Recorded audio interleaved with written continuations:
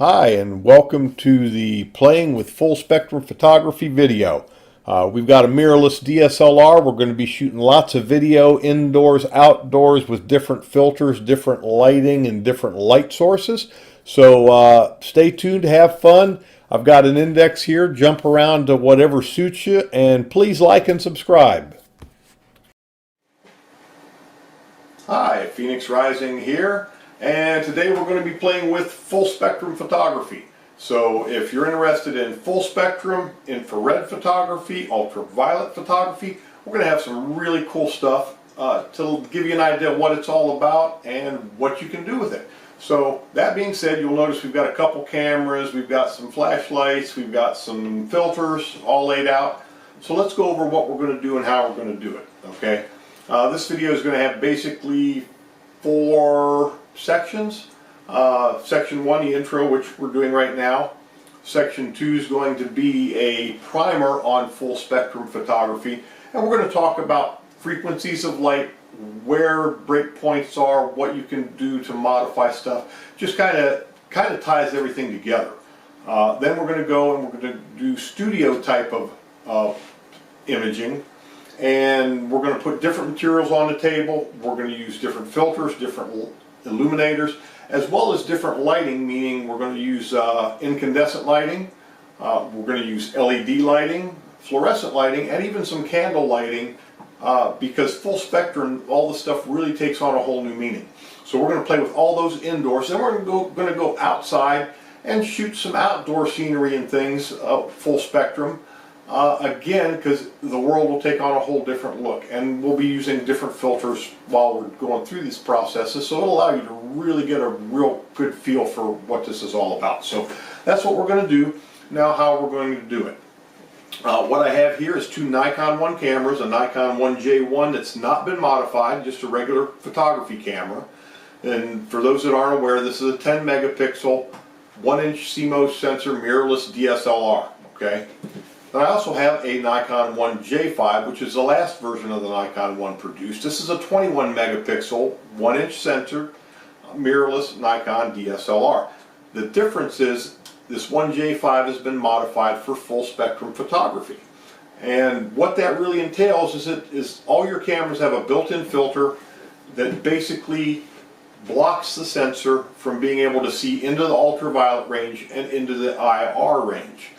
Because we want our images to look like what we can see, not what the sensor is capable of. What you do with a full spectrum camera is you remove that piece of glass, this optical filter, and you replace it with a piece of like glass, like same optical qualities, but no filtering on it, to allow this camera to basically take in all the frequencies of light it's capable of seeing. Okay, so that's a full spectrum. Now, we're not going to be taking pictures because that would be kind of boring in a video to watch somebody just taking pictures. Instead, what we're going to do is I have a test rig where I can mount both of these cameras right next to each other, and then I can shoot video. So that's exactly what we're going to do. We're going to take both of these cameras, we're going to limit their ISO to the same level, and we're going to take 1080p 30 frame per second video in standard and in full spectrum, and play with all of this stuff in the meantime. And then we can do split screen, picture in picture, side by side, switch back and forth,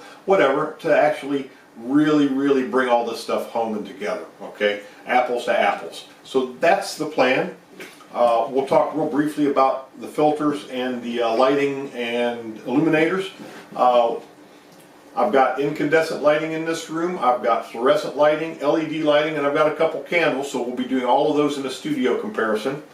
Then I've got filters to block different frequencies of light, 5 of those, and I've got 4 illuminators. So we'll do the illuminators next because we already talked about illumination. I've got 2 UV illuminators, a 395 nanometer illuminator, which puts out a lot of visible light, but also black light, as we call it, that makes anything that's fluorescent fluoresce. This falls into the visual range. That's an ultraviolet illuminator. Second ultraviolet illuminator is a 365 nanometer, which falls deeper into the UV range. And this one also has a blocking filter to block visible light on the front of it, to where it's virtually invisible to the naked eye, or close to that, but still puts out a lot of UV. So two different UV light sources. Then we have two infrared illuminators. Yep, that one's still on. First we have an 850 nanometer. This is a standard night vision illuminator. 850 is pretty normal. Now this illuminator, while I can't see the beam it's putting out, if you shine it at somebody at 100 yards and focus the beam, even to a couple hundred yards, they'll be able to see this red light. It'll be a deep red light and they'll say, what the hell is that, right?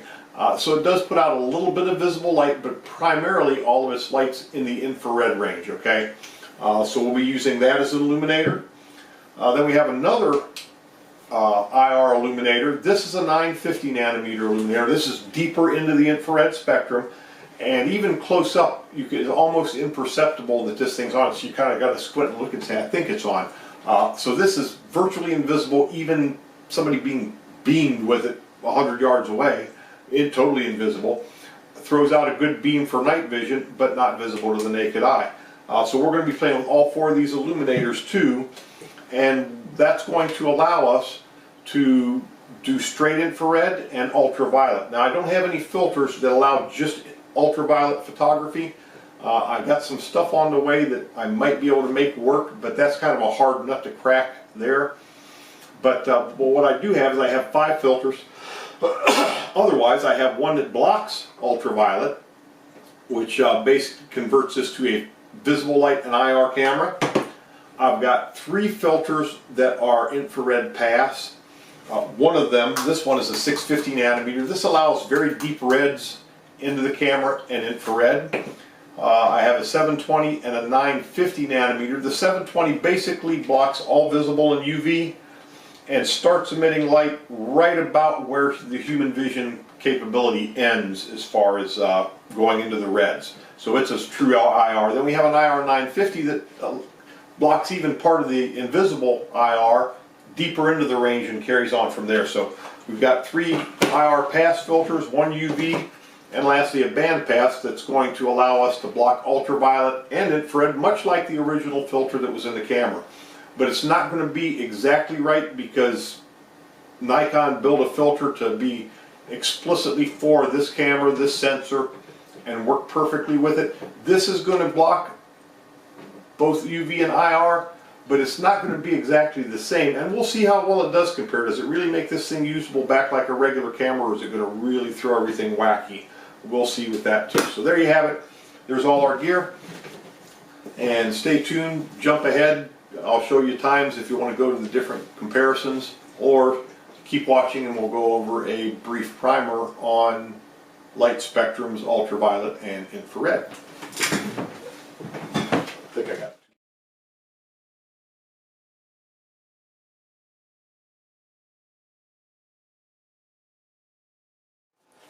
Okay, welcome to the dry part of our presentation, or our video here. As you can see, we have wildlife in the room. Tail, please, watch your tail, mind your tail. So here we go. Let's talk about what full spectrum is on a camera, as well as IR and UV, and what the visual ranges we can see, just so we can start tying all this together. So as we're playing with these different filters, you can understand what you're looking at, aside from, oh yeah, it just makes colors different. So basically, this line represents a significant portion of the visible and going outside the visible range of lighting as far as frequency or spectrum goes, okay? The human visual range, now all these numbers are in nanometers, which is a thing you'll see a lot when you start looking at night vision and different visible light range stuff. So the human eye can see about 380 nanometers, which is your deepest purples getting into your ultraviolet, all the way up to 720, which is deep reds going into your infrared range, okay? And these are all approximate numbers. You can look online and you'll find everything's kind of has some variables in it, okay? And probably variables by individual for that matter. So here's the human visual range, okay? Now, when you get your camera, any camera, and you purchase it, what it's going to have is it's going to have a filter in front of the sensor that makes the camera only able to see what you can see, because that's what you want. You want your camera to show colors the way they appear to you and be true. So they have a complex series of coatings they put on that to be able to reproduce what the naked eye sees. And this filter right here, this is basically an IR UV cut filter. This is an aftermarket one that we'll talk about in a little bit, but it basically blocks around 380 and shorter and 720 and longer frequencies from getting to a camera lens, okay? And of course, your camera itself, from what I've researched on the web, CMOS sensors generally can go, and I picked a farther number. Some of them say around 300, some say around 250, but they can see down to 250 nanometers and up to about 1050. Now that's not to say they can see it clearly or that it effectively illuminates a sensor. The sensitivity at these extremes is limited, but it can see frequency wise to about that range. Okay, so there you have human visual range versus what a camera with a sensor, a full spectrum camera, what it can see. Now you can also get an IR mod for a camera or a UV mod, and basically what those mods are going to do is they're going to put, instead of taking that filter off and putting a blank piece of glass in front of it, the sensor, they're going to take one that either blocks visible and IR to make a UV camera, or blocks visible and UV to make an IR camera, and there may even be some other ones that kind of gradiate at different levels within that. So you can get different mods done on your camera. This one's a full spectrum, which to me gives you greater flexibility to play with stuff. Okay, so that's the range. Now let's talk about the different equipment and filters that we're going to be playing with specifically today. Okay, so here we have another 500. This chart goes from about 200 up to about 1100 nanometers.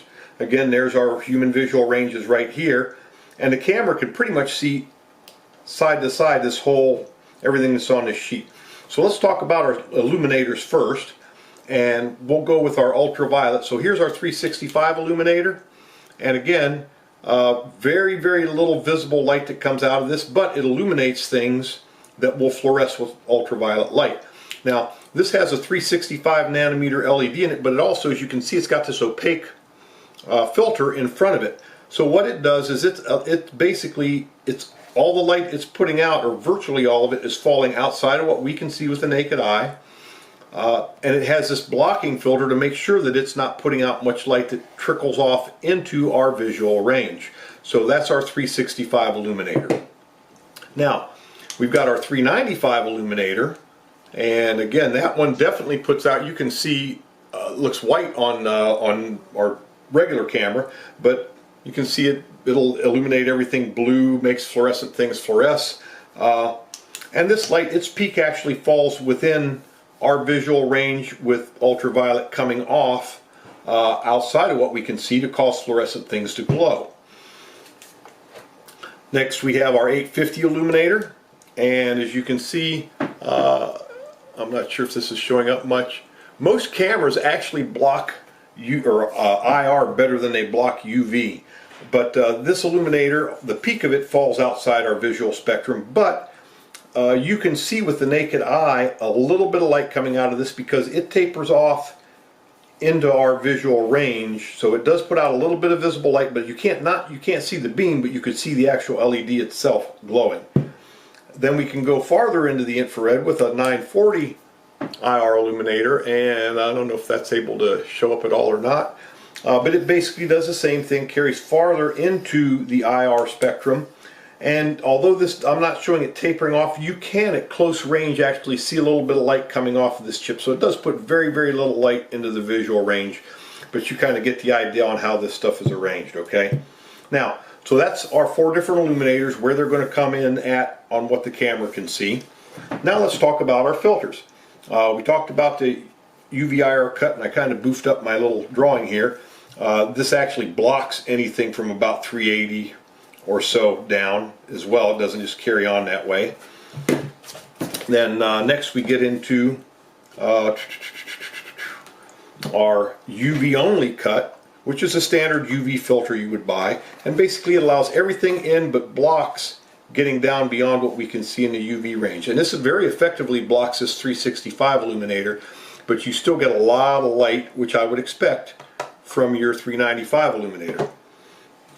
We've got 3 other filters that are all designed for infrared work. First we have our IR 650, which is 650 nanometer. Now if you can see that the filter appears red, meaning you're able to see light that's reflected through it, right? And that's because this starts at 650. Again, it starts allowing light from the deep reds of our visual range going into infrared, okay? Next, we have our IR 720, and this IR 720 is really probably the best break point for playing with infrared photography and getting the most infrared light you can get, because it basically starts allowing light at about the edge of our perception of reds. So I don't know if I may be able to get I could hold this in front of a light bulb and see just the ever faintest amount of light. So it's basically right here, showing all near infrared. And lastly, I've got this other one, this IR 950, and this starts well into the infrared from where we stop perceiving. So this is going to give you a different view of the infrared world, but you'll notice you're going to lose a lot. You have a very short amount that you can get into the camera with this filter. So this is going to be much more limited, and you're going to need a lot more bright daylight or whatever in order to use this 950 than you would the 720. So there you have it. There's our 4 illuminators represented on the scale, human visual range, as well as these 5 different filters that we're going to be putting in front of our full spectrum camera.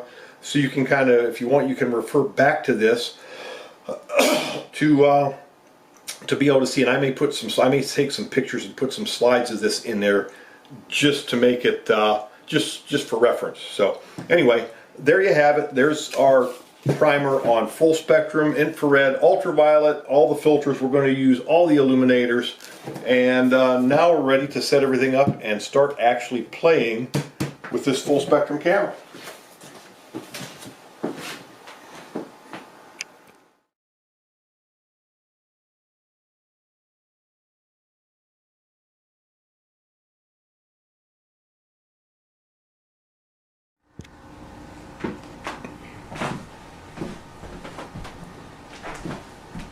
Okay, let me get down into the camera's view. Okay, here we are. This is our test setup. This is my table, and we're in my office, and what we're going to do is switch lighting types, and then we'll use various filters in front of the full spectrum camera to see how everything works out. So I guess what we'll do first is we'll just do a quick run through of different lighting examples to see how well the Nikon 1 J1 regular and the Nikon 1 J5 full spectrum handles different light. Now right now what we have is we have incandescent lighting. Just I've got two different styles of incandescent bulbs. One's a regular one, and then the other one's an old-timey one that puts off a much more yellow-orange light. So as you can see, both of these cameras are set to auto white balance. Now I could do a gray. I could actually tune the full spectrum camera to get a more natural looking picture, but I'm not going to do that. I'm going to let it just run in auto white balance as we go through all this stuff. And you could also do black and white, but now I will say this: if you're shooting raw, which you probably will be if you're going to this level of detail to play with stuff, your raw images are going to be full sensor data. It doesn't matter what you apply, it will not affect the raw information. So in that regards, we're not going to be able to show any of that because we're shooting movies. So okay, incandescent lighting with both a white incandescent and a much more yellowish incandescent. So here we are with just the this is a more standard brightness, not quite as warm of an incandescent light bulb. And let me switch over to the old-timey, and this is an old-timey, you know, real wound full filament, much more orange light. And you can see the difference between the two in how the cameras respond. Now notice that the 1J5, the full spectrum camera, it is having no difficulty getting a lot of light for the picture, and that's largely because of the infrared content of an incandescent bulb. Okay, so now let's go ahead and we'll flip on our fluorescent bulb, and give you an idea of how that works. So fluorescent, I'm still seeing a brighter image in the full spectrum camera, and your colors are off. Now, something else that you can notice a little bit is underneath the green shirt on the right, I actually have a cover for a pack of Dirty Bird targets actually behind this shirt. And the reason I put it there is because that's a synthetic material shirt. And what you're going to see as we go through this and tailor and limit the light, synthetic materials tend to be transparent to infrared light. So right now the visible light's stopping you from seeing what's underneath, but as we go through this, you'll see some astonishing things when playing with the infrared. So okay, so there we have it. There's fluorescent, and again, I'm not using any filters yet. We'll get into filters and illuminators in just a bit. So we have fluorescent, we've done incandescent. Now let's go ahead and turn on the LED lighting, which LED lighting, as you've seen from showing how the illuminators work, they tend to be very, very specific in frequency. They don't put out broadband. They probably, in most of them, unless they're a UV or an IR LED, they're going to be in a fairly narrow frequency and not put out a lot of extra stuff that that your incandescent or your fluorescent or a flame style light will do. So, and this is just one type of LEDs. Actually, let me turn on another LED bulb. I don't know if it's, I don't think it's the same manufacturer, to see if that really makes much of a difference or not in color and color depth or color type. So a lot more, like, of course I have 4 like 75 watt bulbs in the ceiling, and that's just a separate one. So, but yes, it does make a tonal difference, much more so on the full spectrum camera. So okay, we've gone through 4 different styles of light. So now what I'm going to do is I'm going to turn off all the lights, and I get there might be able to see a little bit because I've got one little LED light over my desk that's should be fairly faint. So let's go ahead and play with a couple of illuminators and see just how well these might these are going to function. So okay, first you could tell, boy, I turned it on, I'm not even pointing it over there. This is our IR 940 illuminator. Okay, look at that. Regular camera cannot see a darn thing. I can't see any difference as I'm shining this across the room. No difference. I'm not seeing anything. Now, of course, going here, you can see very bright to the camera that way, but gosh, that's a 950, and this is 3 levels of brightness. So let me see if I got it. Whoops. Oh, maybe not. If it is, it's just so bright that it doesn't matter. So now, looking at this, that's a 940. You can see what's behind the shirt, and that's seeing through the shirt because it's become transparent to the infrared. Now I'm going to turn that illuminator off, and I got to try to find my other one here. Ooh, that's a UV. Oh, here's my other. Now this is my 850 illuminator, and again I can't see. Now that's, boy, I got that focused in a really tight beam here. Let me widen this out. So here's the 850 illuminator, and again, regular camera can't see it, but you can see how you can make out what's right through the fabric, because the fabric, the dyes are not there. You just have basically, might as well have a semi-transparent mesh like made out of fishing line. So there's our IR, and let's just see how everything can see IR from there, and that's the 850. Now, next we'll go to our 395 UV illuminator, and you'll notice UV illuminator is actually providing illumination in both areas. Now this is 395, so keep in mind this is putting out stuff in the visible spectrum, and because it's putting out ultraviolet light, anything that is fluorescent in nature is also showing up. So much more so obviously to the full spectrum camera. So let's go out here and go to the back and kind of give a quick take there. Again, 395 UV, and the sensitivity to both cameras and how they are responding to it. Now, our last illuminator that we have, if I can find where I put it, it's a tiny one. Ah, here it is our 365 illuminator. And now if you'll notice, only the black light that is causing anything to glow is showing up. I'm shining it on the walls, which are obviously don't reflect UV very well, and it's not so you're not seeing hardly anything. And but we are getting a fair amount of usable illumination, and I can see a little bit. This does still put out some visible light, but not nearly as much with the 365 as the other one. And of course, we'll go there and see if anybody can see it there. Okay, so now there's our 4 illuminators. Okay, what I'm going to do is, again, I've got one little LED faintly in the background, and this full spectrum camera. Let me see if I cover that up. Oh, good. You know what it is? Okay, the reason you're seeing a little bit on the Nikon 1J5 is I've got blackout curtains, and they're drawn and everything else, but there's just a little bit of light coming in, sunlight coming in, and it's not so much the light as I think it is the maybe more of the IR spectrum coming in. So let's go ahead.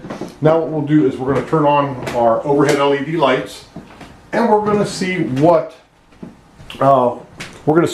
these filters do for us. Okay. So what do you want to start with? What do you think we ought to start with? Well, first, I guess we'll go ahead and we'll take the UV filter, and I'm not going to screw it onto the full spectrum camera. Just move it across in front. So as you can see, our overhead LED lighting, very little difference with our UV only filter. Okay, UV and IR filter. Yeah, we're getting some color tonal differences. So these LED lights are putting out some near infrared that's being blocked, getting us closer back to what the original is. Now, let's go ahead and see just how much IR light is getting put out. And we're going to go with our 3 separate IR pass filters. Here's our 650 nanometer filter. So as you can see, that's allowing reds and visible IR. So it's blocking UV and most of the visible light, but allowing red spectrum light through. And that's not actually an IR pass filter. It's kind of a go-between sort of deal. Now we're going to go with our 720, and the 720 is blocking all the visible light and just allowing IR. Now when I hold this up, even looking at the overhead lights, if I put it right up to my eye, I can maybe see just a faint glow, but can't make anything out. So very effective at blocking all ultraviolet and standard visible light, just IR. Okay, now we've got one more, and this is our 950, which is deeper into the IR spectrum. And as you can see, we're not putting out enough IR light from our LEDs to get any 950 wavelength or above out of it. So there you go, regular IR lights. Now, or regular LED lights. Now what I'm going to do is I'm going to go to the fluorescent light, turn off our overhead, and now what we're going to do is we're going to do the same thing, see what frequencies of light this fluorescent's putting out, how these different filters respond. So first let's go ahead and do our UV again,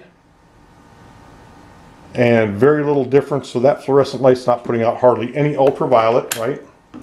Now let's do our UV and IR cut filter to give it more back to the standard. Now if you'll notice, this is a very, very close representation to what we're seeing on the other camera.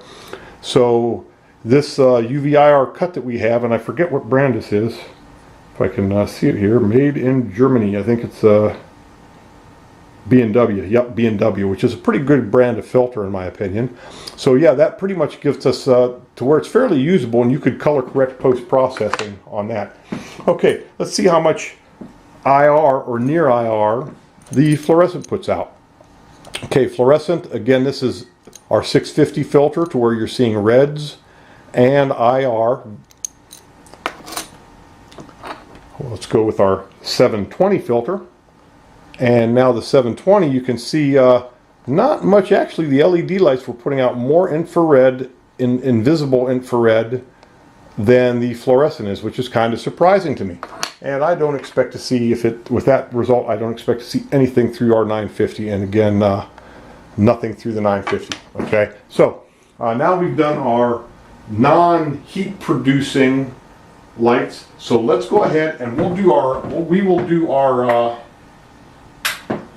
incandescents with our normal incandescent and then our warmer incandescent separately, rather than just full tilt, because I think that's applicable. The old-timey lights are very orangish in nature, and I may have to take a picture of the bulb just so you know what I'm talking about on that.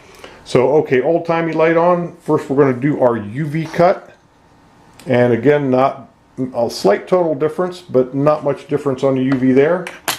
And now let's do our UV IR cut, and hey, there I am. Okay, and there's that cut filter there. Now with this incandescent, you'll notice the colors really don't come out true, so that while our UV IR cut worked well for fluorescent, didn't work so good for our early incandescent. 650 filter, we'll do that very quick. Virtually no difference there, which means that this camera the red is very strong in this camera. Now let's go with our 720. And again, not much of a light output difference with our 720 because your incandescent lights are putting out a ton of infrared light. And lastly, now let's look at our 950 and see what we got. And you'll notice with the 950, right, we're getting an image, means we're putting out a lot of deeper infrared with our incandescent light, and look at how well you can see right through that shirt to the target up underneath compared to even normal. So that's pretty remarkable. I wasn't quite expecting that, nor was I expecting that much deep IR out of our standard incandescent. Now, we're going to switch incandescents, and I've got this 60-watt old-timey, very yellowish light bulb. And again, we'll go back through the sequence one more time here. And there we have our UV. Again, not really much UV out of that, which is as expected. And now we have our UV IR cut. And as you can see, that's a very warm orangish aura that it's giving off there. Now we'll do our 650.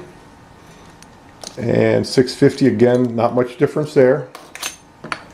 720, where we're now looking at just infrared. And again, a ton of infrared, really a very subtle difference there, so that we're getting a very heavy into the infrared from the old-timey bulb. And lastly, the 950. And, oops. I'm glad I'm indoors and there's no sharp pointy objects to break my filter on. That would kind of put a block on video. So there you go, and that's how much above the 950 spectrum that we're putting out. So there you have it. There's all the filters through all of those.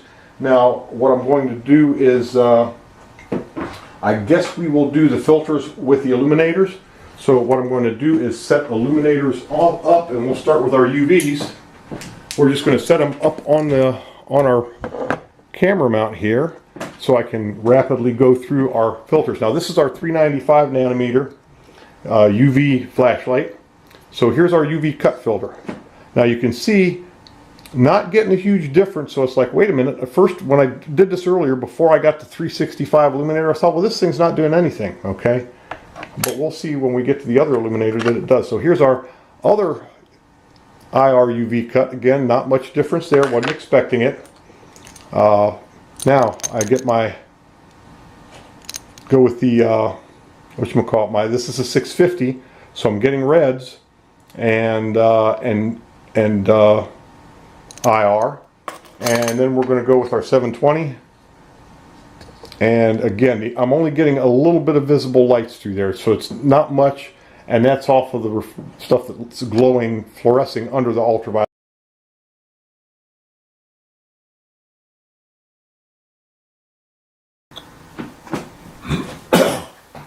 Okay, so let's go ahead, and now we've got our 365 nanometer illuminator up there, and let me go ahead and first we'll use this Polaroid filter to to see if it blocks anything out, and not really much.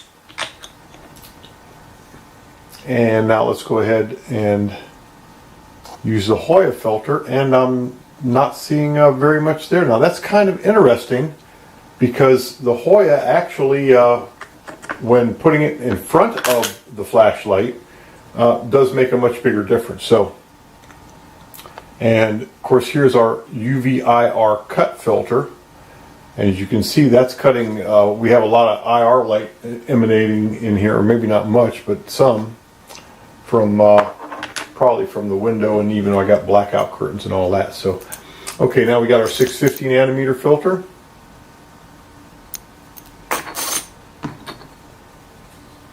R720, and you can see a lot less light there from that 650, or not 650, a lot less light from the 365. Okay, now what I want to do here is, this is kind of interesting, because I would expect maybe it's trying to get to a better position with this UV light to maybe get some reflections or something. I don't know. I'm not sure how to go about this, because I know there's a difference with the Hoya, and I was kind of surprised actually. I was playing around waiting between videos, and the Polaroid really doesn't block UV like the Hoya does. So that's the Polaroid, and let's go ahead. And I'm getting a little bit of a difference between the UV and the Polaroid. So let's do this, and it might, I don't know, it's kind of odd, because now this is let's shine this right up at the cameras and see how this UV blocks there. So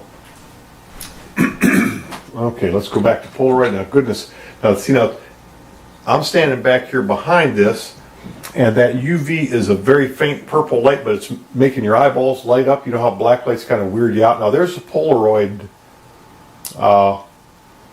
That's the Polaroid UV cut filter.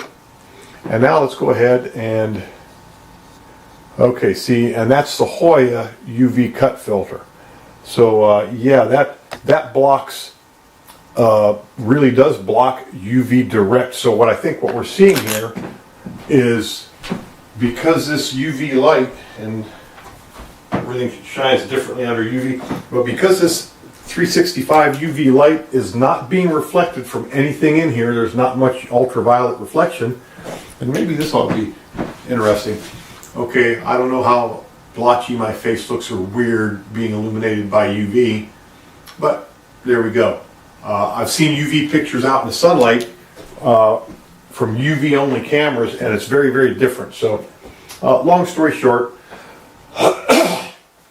the Hoya UV is a good UV filter. It actually does block a lot of UV, but that Polaroid doesn't. And the Polaroid, really, to be honest, I bought it to use the ring mounts to actually use some of this other UV pass material that I have ordered to try and make some sort of filter. So I knew they were pretty much junk in the first place, but I was really surprised at the difference between the Hoya and the Hoya and the Polaroid as far as blocking ultraviolet. So when we get outside, we're probably going to see a heck of a difference, because a lot of UV, of course, coming from the sun, not so much coming from our other stuff. So while I'm sitting here in the dark, let's turn this back on, and I'm going to pause this, and what I'm going to do next is the last round of our indoor testing, and that is I'm going to light a couple of candles, so we have actually regular candle light, to see how the infrared filters and how much infrared light, things like that, throw out comparatively. So I'm going to go ahead and pause this, and we'll come back in a minute with candlelight.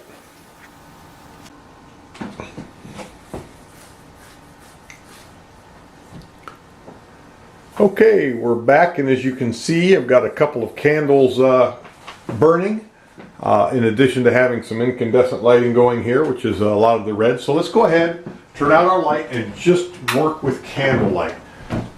Now, mind you, this is, of course, trying to, maybe I can turn this off. Okay, there we go.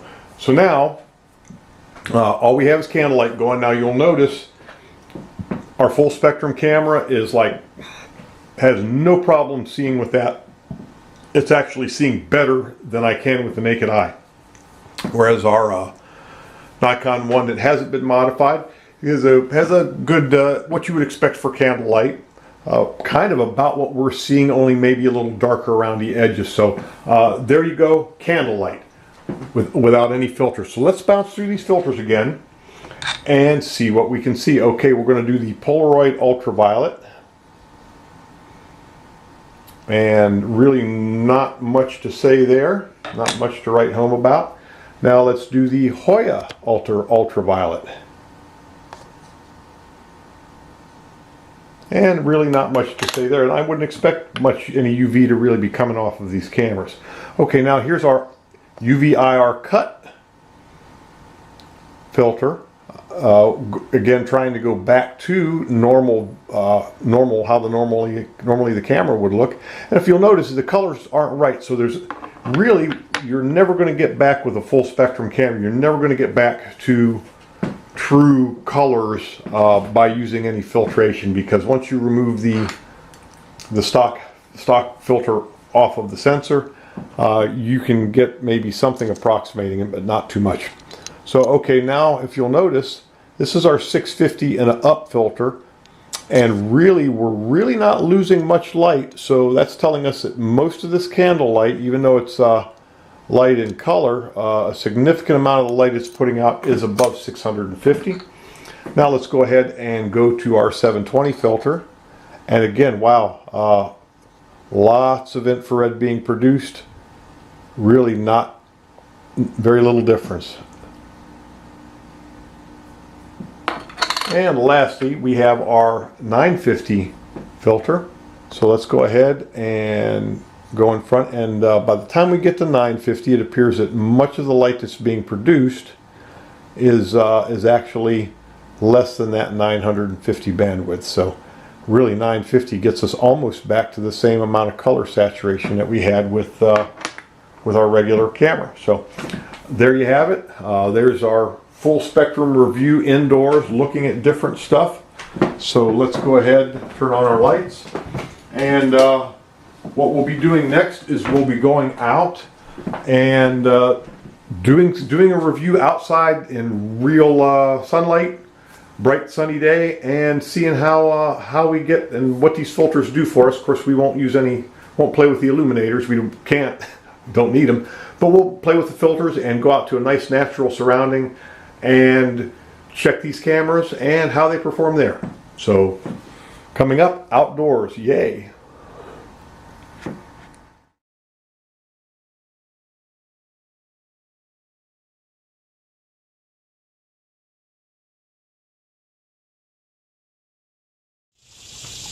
Okay, Phoenix Rising here at the Lumber River State Park in Scotland County, North Carolina.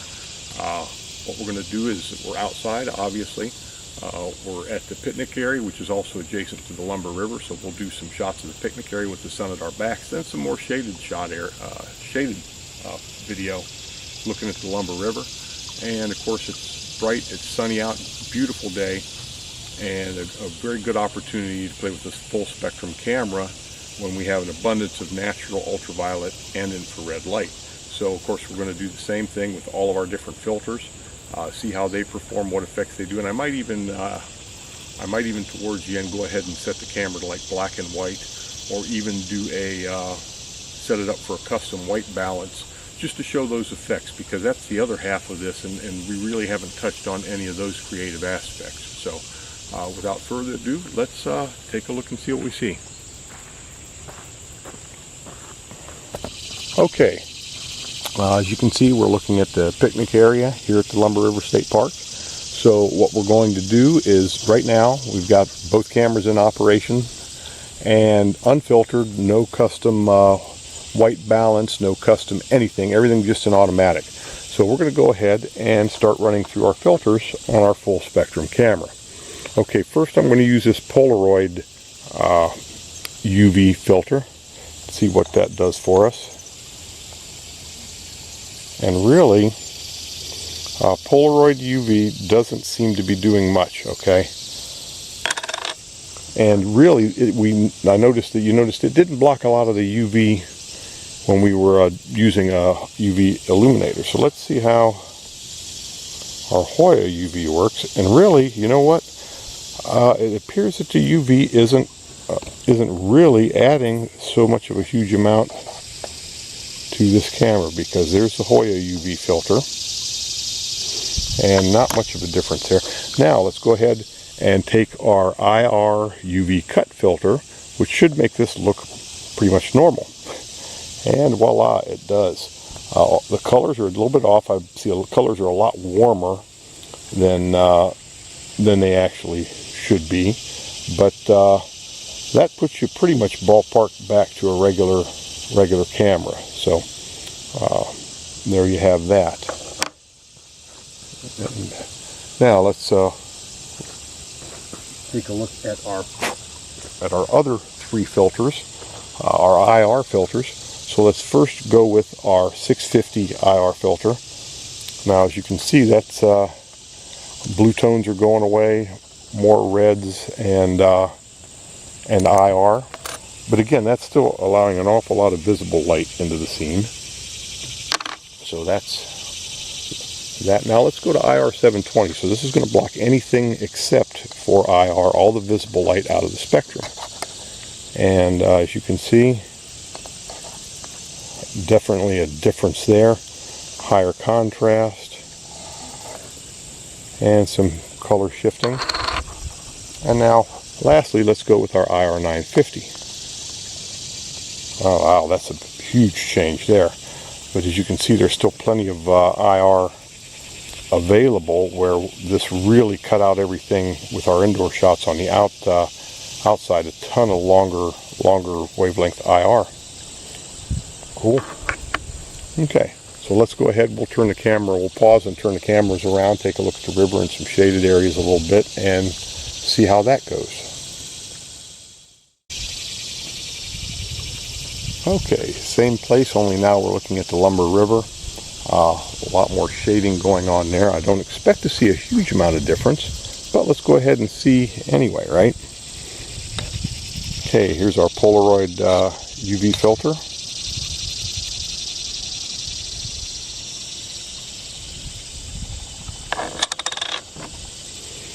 And of course our Hoya UV filter. And I'm not seeing a huge color shift, but again, we're also, remember that we are shooting this and letting auto white balance do its thing on our full spectrum camera. Okay, here's our IR UV cut, and again, pretty much the same sort of results. 650 nanometer IR pass filter.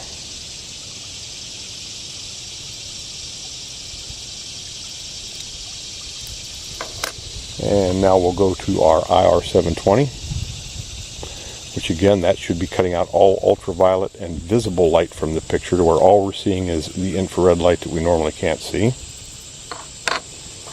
And lastly, our 950, which goes even farther into the IR spectrum, blocking parts that are close to the visual range. Okay, so let's go ahead and pan this around. We'll get down here. I'm going to see if I can do this without all my filters sliding off the darn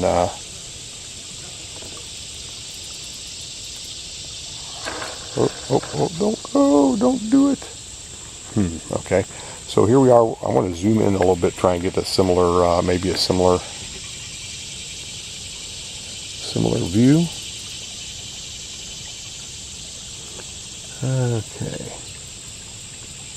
Okay, that looks about right. So, okay, now we're looking at I wanted to kind of look at the water a little bit, and if I want to look at it anymore, I'm going to have to find some place to set these filters, because they're going to slide right off my my rig here. So let's go ahead, we'll go back again. Polaroid UV cut, or UV filter, which they say UV, but actually all your UV filters are normally a UV cut. And there's our Hoya UV filter.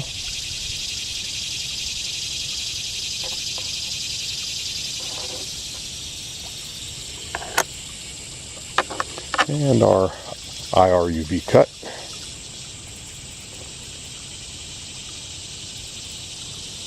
And again, this is a B&W IR UV cut, number 486. And there's other IR UV cut filters out there, so if you get a different filter, might come up, will obviously probably be a little bit different results. Here's our 650 nanometer IR filter.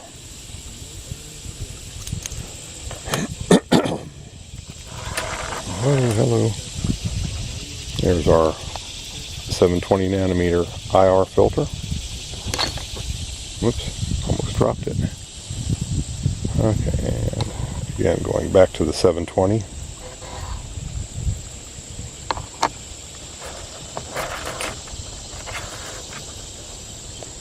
And lastly, we have a 950 nanometer IR filter.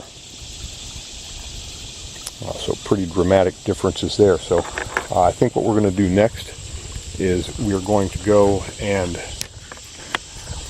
stop recording, and I'm going to set this. I'm going to set the full spectrum camera to black and white mode, and then we'll do the same thing and check these all of these with the camera in black and white mode, and see how the filters help us respond there.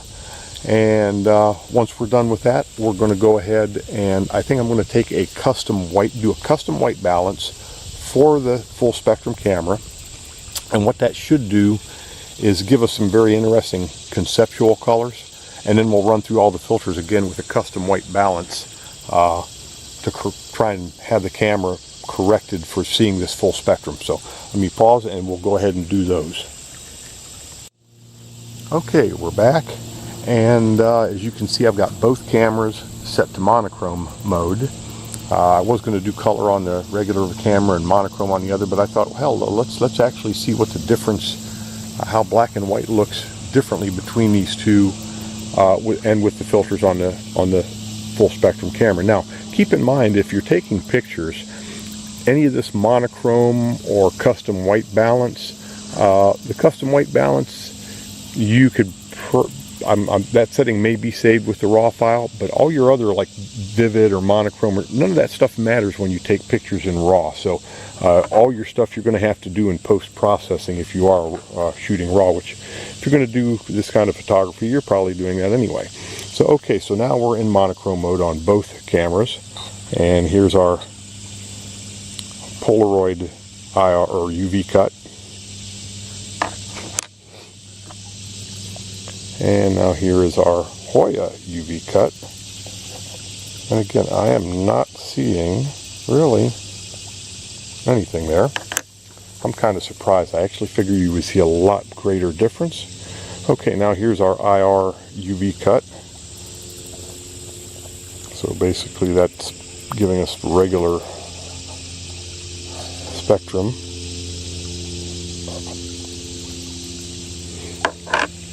And now let's go with our 650 nanometer. And really your deep red, like your 650, a lot of times, when I used to, years ago, shooting black and white film photography, you'd use a red filter to give you to increase your contrast in the scenery. So that's kind of where, the deep reds, that's what generally they were used. Yellow gave you a little bit of a contrast increase, and the reds would give you much more, just incidentally. Okay, let's make sure I got the right one here. Wrong one. Okay, now for our IR 720.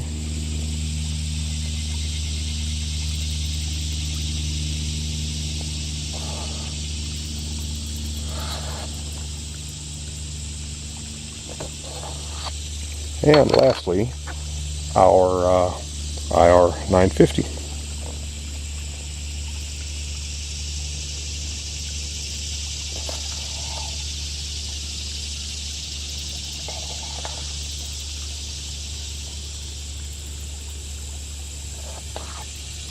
Okay, so there you have monochrome, a little bit of a monochrome demonstration here. I'm going to go ahead and stop, and we'll come back with a custom white balance. Okay, we're back, and what we've done now is we've used a white background in sunlight, not kind of shadowy sunlight, but to to get an actual custom white balance for this scene on the full spectrum camera. Now, of course, we're still in auto white balance on our non-modified Nikon 1. So here you have it with a custom white balance. And let's go ahead and go through our filters, and then we'll play around a little bit here. And I think that might just be enough to wrap it up, aside from just playing creatively with this, okay? So, okay, custom white balance. And here's our UV filter. And of course, really,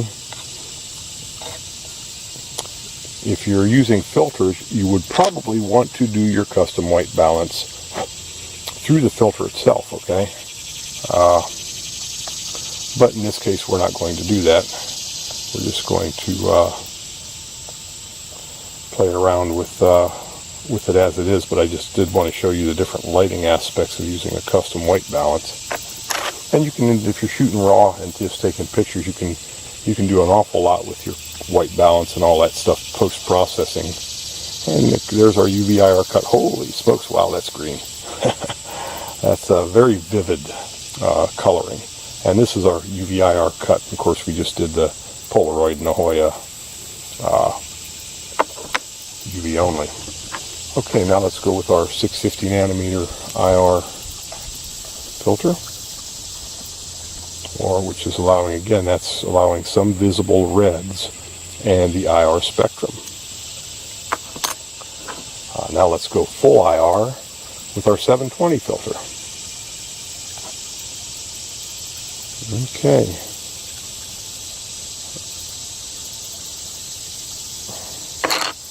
And lastly, we have our IR 950, if I can not drop it in the dirt. Sorry about that. Sorry about the delay and the noise. Okay. Takes the camera a little bit to adjust for the light. And incidentally, I have ISO auto on, so with this IR 950 on this bright sunny day, my ISO, I'm at maximum aperture, and my ISO is jumped up to 560, which isn't very high, but still is an increase compared to ISO 180 and f11 versus f5.6. So, and there you have it, the 950 filter. So we'll go ahead and we'll pan around a little bit. And this isn't a fluid video tripod that I'm using, so we're just kind of, what I'm doing is going to be a little, not real smooth here.